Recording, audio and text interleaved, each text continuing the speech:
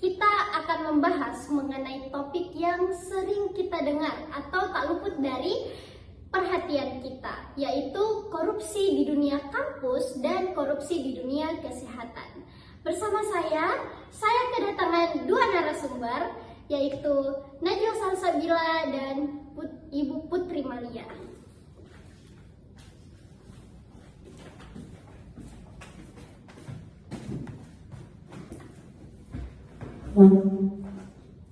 Nah, di sini kita sudah kedatangan tamu kita.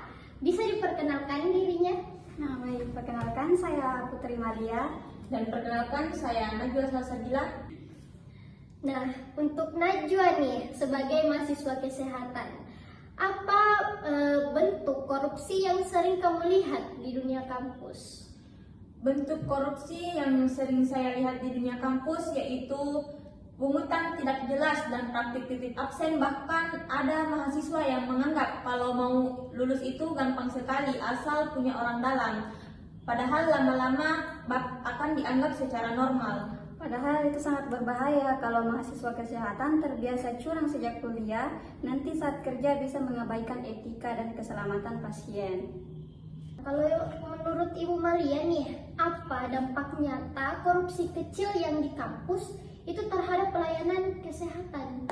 Nah, dampaknya itu ada tenaga kesehatan yang lulus tanpa kompetensi yang cukup.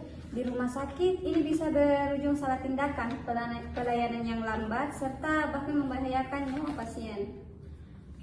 Saya sebagai mahasiswa, kami seharusnya sadar bahwa kejujuran itu bagian dari profesionalisme tenaga kesehatan. Oke, selain di pendidikan, bagaimana korupsi itu bisa muncul di pelayanan kesehatan menurut Ibu Maria? Misalnya dalam pengadaan alat obat, anggarannya biasa besar, tapi alatnya yang kurang atau kualitasnya rendah, akhirnya pasien dirugikan. Oke, itulah tadi beberapa korupsi kecil yang sering terjadi di dunia kampus dan di dunia kesehatan. Tapi menurut kalian nih, apa yang bisa dilakukan untuk mencegah hal ini agar nggak terjadi? Saya sebagai mahasiswa itu seharusnya berani jujur dan menolak kecurangan walau terlihat sepele.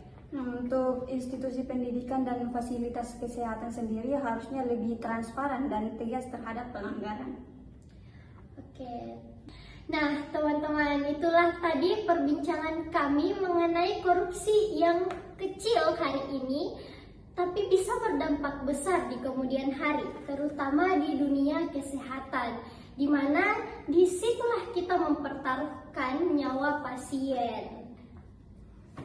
Mungkin cukup podcast kali ini.